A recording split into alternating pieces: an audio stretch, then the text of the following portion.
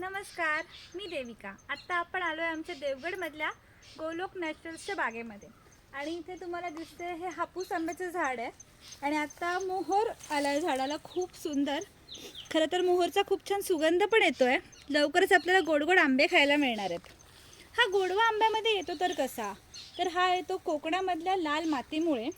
आणि इथे जो हा काळा दगड दिसतोय ह्याला कातळीचा भाग असं म्हटलं जातं। तर हा कातळीचा भाग फोडून त्याच्यामध्ये जागा करून वृक्षांची लागवड केली जाते, त्यामुळे त्याला काही योग्य प्रमाणात खत पाणी मिळतं आणि नैसर्गिकरित्या झाड लहानाचं मोठं होतं। इथे जी सगळी झाडं आहेत आंब्याची ती ह्याच पद्धतीने लहानाची मोठी झाली आहेत। माझे आजोबा म्हणायचे किंवा त्यांचे आजोबा त्यांना सांगायचे की असा जो उताराचा भाग असतो त्याच्यावर केलेली ही आंब्याची जी लागवड असते त्याच्या फळाची चव एकदम छान येते।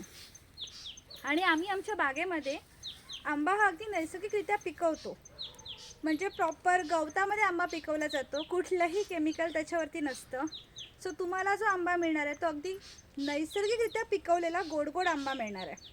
आणि जेव्हा ह्या सुंदरशा मोहराचं रूपांतर छोट्या छोट्या आंब्यामध्ये होईल तेव्हा मी पुढचा व्हिडिओ नक्की पोस्ट करेन। सो तयारी ठेवा गोड आंबे खायची गोलोक नॅचरल्सकडून। थँक्यू।